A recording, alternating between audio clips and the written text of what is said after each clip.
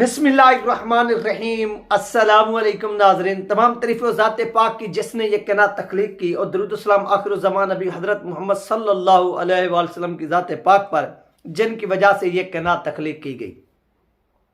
नाज़रीन, आज की वीडियो में हम बात करेंगे जो सुप्रीम कोर्ट ऑफ पाकिस्तान के अंदर मुबारक सानी कादियानी केस के हवाले से नज़रसानी पिटीशन दायर हुई थी, इस हवाले से अब तक क्या डेवलपमेंट हुई है, ये तमाम चीज़ें जो आप लोगों के साथ इस वीडियो के अंदर शेयर होंगी। चैनल पर नए हैं तो इसको लाजमी सब्सक्राइब करें, वीडियो को शेयर करें और कमेंट्स भी करें। जितने बहन भाई देख रहे हैं ये आपसे रिक्वेस्ट है। सबसे पहली बात नाज़रीन कि इस केस के अंदर पाकिस्तान की बड़ी जमातें जिनमें TLP होगी, जमात इस्लामी सीन, जमात इस्लामी फे, जमीयत उलमा अहले हदीस और इसके साथ साथ और भी बड़ी बड़ी जमातें थी, यानी 7-8 जमातें थी तकरीबन, वो इसमें फरीक बन गई और सुप्रीम कोर्ट ऑफ पाकिस्तान को ये जाकर बताया, यानी कहा कि आप इसके ऊपर बेराए मेहरबानी नज़रसानी करें।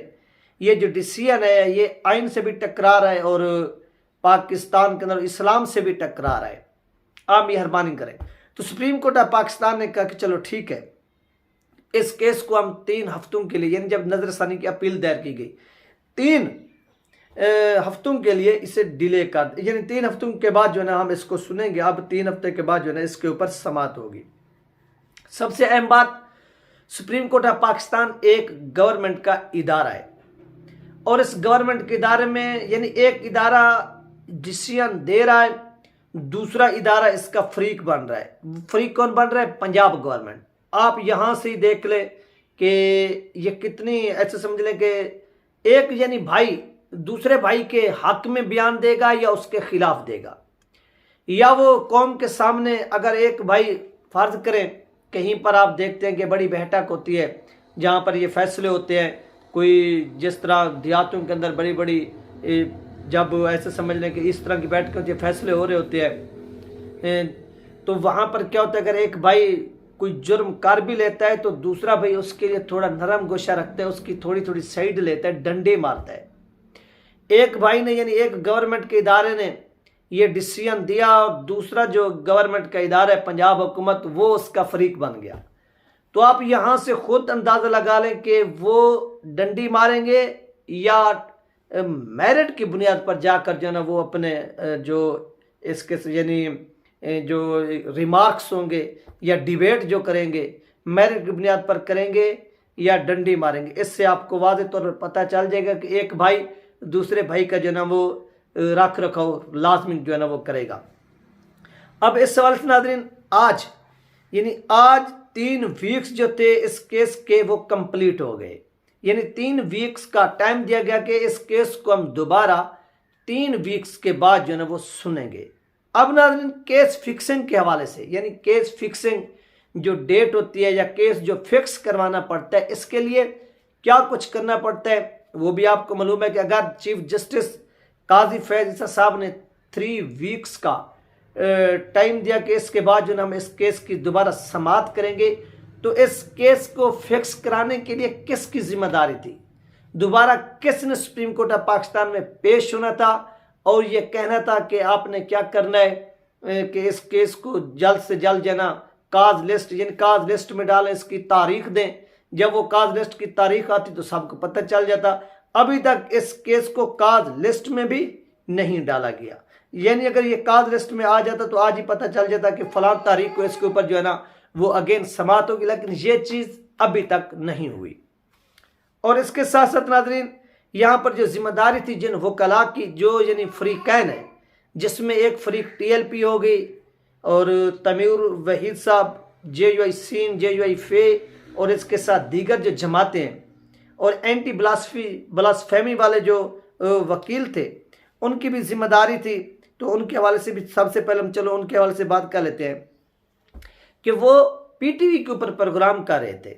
ये यहाँ से केस को भी सुने आप, वो कल या परसों तकरीबन वो PTV के ऊपर गए हुए थे और वो वहाँ पर क्या बयान दे रहे थे? वो बयान दे रहे थे कि जब सुप्रीम कोर्ट ऑफ पाकिस्तान ने इस केस को फिक्स करना है, यानी बुलावा देना है हमें काज लिस्ट में, जब ये केस आएगा तो हम क्या करेंगे, पहुंच जाएंगे, अपने दलाल देंगे। इन भाइयों को समझाया जाए कि एंटी ब्लास्फेमी वाले जो वकील हैं, इसको कहा जाए, इसे बताया जाए कि भाई वकील केस फिक्स करवाना पड़ता है। अदालत का जाकर आप आज दरवाजे पर दस्तखत देते, आप दस्तक देकर उनको बताते कि साहब जी हम आ चुके हैं, हमारा जो केस है ये फिक्स किया जाए। केस फिक्स कराना ये जजेस का काम नहीं, ये केस फिक्स कराना ये लायर्स का काम है। ये लायर चाहकर जो है ना वो काम करते, लेकिन लायर्स यहाँ पर जो है ना वो एंटी ब्लास्फेमी वाले वो उनका बयान सुने। जब हमने ये बयान सुना तो बड़ी हैरानी हुई, और ये तमाम इंफॉर्मेशन जो है वो मेरे तक जो पहुंची है वो सीनियर साफी मसूद चौधरी साहब ने शेयर किए हैं।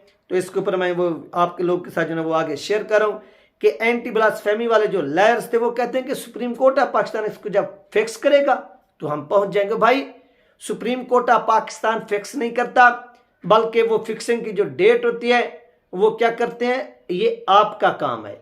आज आप लोग जाते, आप लोग जाकर वहां पर पेश होते और पेश होकर सुप्रीम कोर्ट ऑफ पाकिस्तान को बताते कि सर 3 वीक्स गुजर गए हैं, आप हमारा केस लगाएं।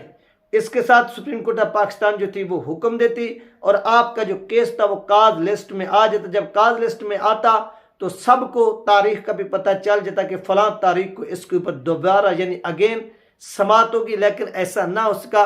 और मुझे हैरानगी होती है कि पीटीवी के ऊपर ये जाकर इस तरह के बयान देना, और पीटीवी के ऊपर आपको मालूम है कि किन लोगों को बुलाया जाता है।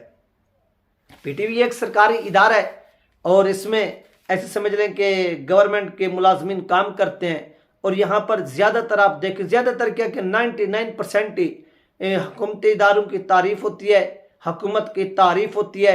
यानी यहाँ पर बैठकर आप उनके खिलाफ कोई जैसे समझ लें कि नुकात या कुछ भी जो है वो बयान नहीं कर सकते। हाँ, शाम को 1-2 प्रोग्राम होते हैं जिसमें अपोजिशन को भी इन्वाइट किया जाता है, हुकूमत को भी इन्वाइट किया जाता है। सिर्फ एक प्रोग्राम में इस तरह की चीज़ें देखने को मिलती हैं, बाकी ओवरऑल जो प्रोग्राम होते हैं वो एक प्लांटेड होते हैं, और उन लोगों को बुलाया जाता है जो यहाँ पर आकर हुकूमतों की तारीफ करते हैं। और फिर एंटी ब्लास्फेमी के लायर्स को यहाँ पर बुलाना ये मुतहक्का खेज है, और फिर उनका ये बयान देना कि अब जब सुप्रीम कोर्ट ऑफ पाकिस्तान ये केस फिक्स करेगा तो हम हाजिर हो जाएंगे।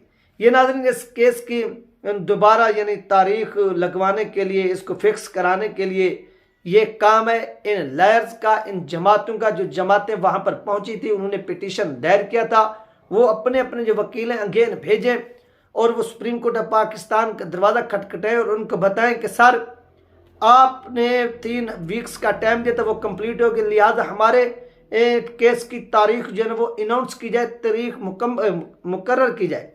हम इसके लिए रेडी हैं, हमारे रिमार्क्स आप यानी हमारा जो केस है वो आप सुने, हम डिबेट करना चाहते हैं, हम दलाइल देना चाहते हैं। तो उसके बाद सुप्रीम कोर्ट ऑफ पाकिस्तान क्या करेगा, अपना डिसीजन देगा। लेकिन अभी तक ऐसा नहीं हो सका, और ऐसा ना होना ये किसी की कमज़ोरी नहीं, बल्कि इसके पीछे जो एक दिलचस्पी होती है केस के वो यानी उठ गई है, ऐसे महसूस होता है।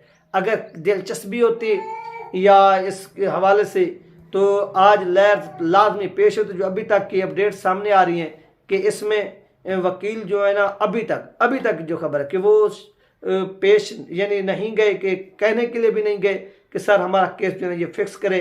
तो देखना ये है कि हो सकता है मे भी ये शाम तक इस तरह से कोई खबर सामने आ जाए कि ये जो केस दोबारा फिक्स हो गया है। और अगर ये इस तरह से नहीं होता तो मज़ीद डिले होता है, तो जस्टिस काजी फैसल साहब को इस केस का फैसला करने में मज़ीद जो है वो मोहलत मिल जाएगी। अगर उनको मोहलत मिल जाती है तो ये केस जो है ना वो मज़ीद वीक हो जाएगी। यानी जितनी आप इसके अंदर डिले करते जाएंगे उतनी जो केस है ये नज़रसानी की जो अपीलें हैं ये कमज़ोर होती जाएंगी। ये बात भी आप अपने जहन में बिठाइए। अगर बल्ले के निशान के ऊपर दिन रात डिबेट हो सकती है, दलाइल वगैरह लिए जा सकते हैं, सुने जा सकते हैं, दिए जा सकते हैं, तो इस केस को भी जल्द से जल्द जो है ना वो मुकर्रर किया जाए और इसके ऊपर जो है ना वो फैसला सुनाया जाए, ताकि मुल्क के अंदर जो इज़्तिराब फैला था या जो बातें हो रही थी वो बातें हमेशा के लिए दब जाएँ, ख़त्म हो जाएँ, और मेरिट की बुनियाद पर आइन और कानून को मद्देनज़र रखते हुए डिसीजन जारी किया जाए, जिससे कौम क्या करेगी, एक्सेप्ट करेगी, कौम मानेगी। तो इस तरह से नाज़रीन पूरी कौम जो है वो अब वेट में है कि ये केस कब जो है ना वो लगता है और इसके ऊपर कब सुनवाई होती है।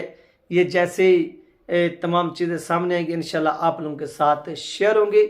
आपने क्या करना है कि इसके ऊपर जो है ना वो गहरी नज़र रखनी है। हाँ, अगर आपके पास इन्फॉर्मेशन आए तो वो भी आपने शेयर करनी है। अगर मेरे पास आई तो मैंने भी शेयर करनी है ताकि लोगों को इस हवाले से अपडेट किया जा सके। ये थी नाज़रीन अहम तरीन अपडेट जो आप लोगों के साथ शेयर की गई। अपना ख्याल रखिएगा, मुझे दो में ज़्यादा ठीक है। मिलते हैं नेक्स्ट वीडियो में। अल्लाह हाफिज़।